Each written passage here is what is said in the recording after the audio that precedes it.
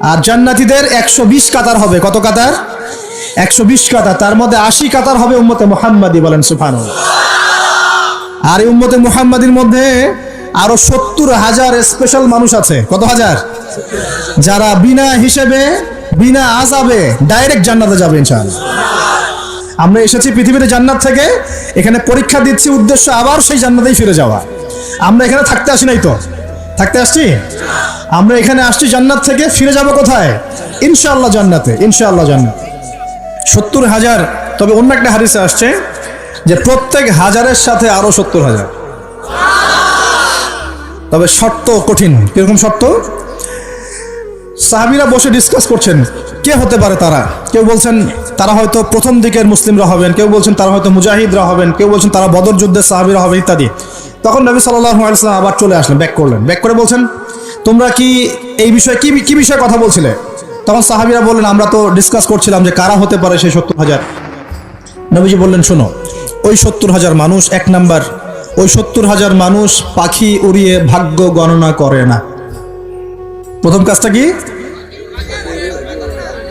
মানে তারা ইসলাম এত কঠিন ভাবে পালন করে যে পাখি উড়িয়ে ভাগ্য গণনা বা হাত দেখা, রাশিফল, এরকম শিরকের ধার কাছেও নাই। তারা শিরকের ধার কাছেও নাই। 2 নাম্বার, তারা আগুনের শেকা বা উল্কি দিয়ে, এই ট্যাটু আছে না, ট্যাটু উল্কি আঁকে আগুন দিয়ে, এই ধরনের ট্যাটু উল্কি তারা আগে না শরীরের মধ্যে। এইসব কুলক্ষণে সুলক্ষণে তারা বিশ্বাস করে না। 3 নাম্বার, তারা অবৈধ ঝাড়ফুঁক করে না। অবৈধ ঝাড়ফুঁক করে না। বৈধ ঝাড়ফুঁক করা যাবে, সূরা ফাতিহা পড়ে ঝাড়ফুঁক করা যাবে, সূরা ফালাক নাস ইখলাস পড়ে পড়া যাবে, আয়াতুল কুরসি পড়ে পড়া যাবে, কোরআন হাদিস দিয়ে ঝাড়ফুঁক করা যাবে। কিন্তু অবৈধ কিছু ঝাড়ফুঁক আছে না, তান্ত্রিক কবিরাজদের কাছে মানুষ করে, এগুলো করা যাবে না। আর 4 নাম্বার হচ্ছে তারা সর্বাবস্থায় এক আল্লাহর উপরে তাওয়াক্কুল করে, ভরসা করে, আল্লাহর প্রতি তাওয়াক্কুল করে। এরা হচ্ছে সেই 70,000 মানুষের মধ্যে থাকবে ইনশাআল্লাহ। এক সাহাবী দাঁড়িয়ে বললেন যে ইয়া রাসূলুল্লাহ, আমার জন্য দোয়া করেন, আমি যেন সেই 70,000-এর মধ্যে থাকতে পারি। নবীজি বললেন হ্যাঁ, তুমি 70,000-এর মধ্যে একজন যান। এরপর আরো 2 জন সাহাবী দাঁড়িয়ে গেলেন, আমার জন্য দোয়া করেন। নবীজি বললেন না, ও আকাশা অগ্রগামী হয়েছে। এভাবে সবার জন্য দোয়া করতে থাকলে দরজা কি হতো? বন্ধ হয়ে যেত। তো এই দরজা খোলা আছে। এই যুগের মানুষও হতে পারে, হতে পারে না? যে ব্যক্তি শিরক করে না, আল্লাহ ভরসা করে, কোন রকম কুলক্ষণ বিশ্বাস করে না, ইসলাম পরিপূর্ণরূপে পালন করে, ইনশাআল্লাহ তাআলা আল্লাহ চাইলে তাদেরকে আল্লাহ পাক 70,000-এর মধ্যে আশ্রয় দিবেন, অংশ দিবেন ইনশাআল্লাহ তাআলা। তো আমরা বলছিলাম যে আমরা কোত্থেকে আসছি ভাই? জান্নাত থেকে। কোথায় যাব? ইনশাআল্লাহ। এর মাঝখানে শয়তানের পথ রয়েছে কিছু, শয়তানের ফিতনা। কি ফিতনা? শয়তান চায়, শয়তান কিন্তু ওয়াদা করে আসছে, চ্যালেঞ্জ করে আসছে আল্লাহর কাছে। কি করছে?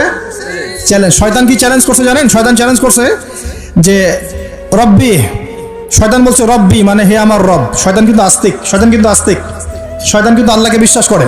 সে বলছে রব্বি, হে আমার রব, আনজিরনি, আমাকে অবকাশ দিন, ইলা ইয়াউমি ইউবআসুন, কিয়ামত দিবস পর্যন্ত অবকাশ দিন। আল্লাহ বলছেন ফাইন্নাকা মিনাল মুনজারিন, যাও, তোমাকে অবকাশ দেওয়া হলো। কিয়ামত পর্যন্ত সময় আল্লাহর কাছে এমন বড় কিছু নয়, খুব সামান্য।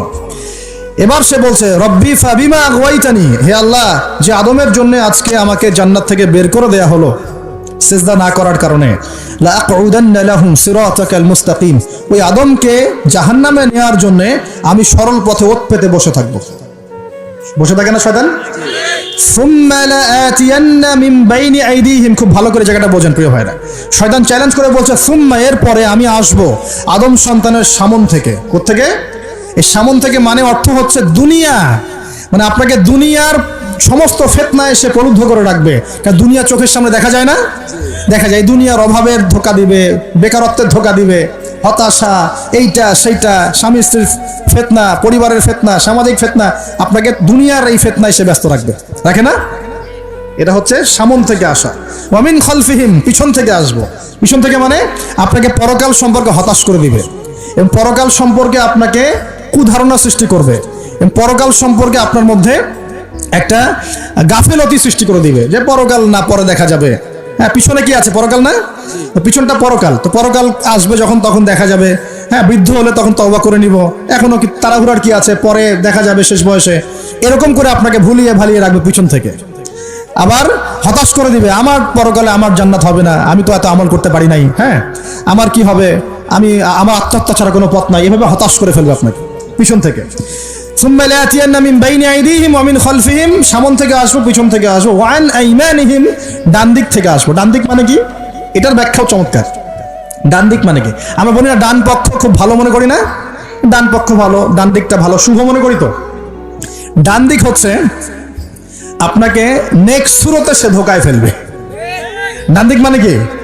নেক্সট সুরতে ধোকায় ফেলবে। মনে করেন ডান দিক মানে ভালো, মানে আপনি নামাজ পড়ছেন কিন্তু নামাজের মধ্যে শিরক ঢুকাই দিবে। মানুষ দেখতেছে ভালো করে নামাজ পড়ে, নামাজ যাকাত দিচ্ছেন, দান সৎকা করছেন, মনের মধ্যে রিয়া ঢুকাই দেবে। ভালো কাজই তো করছে, ঠিক আছে?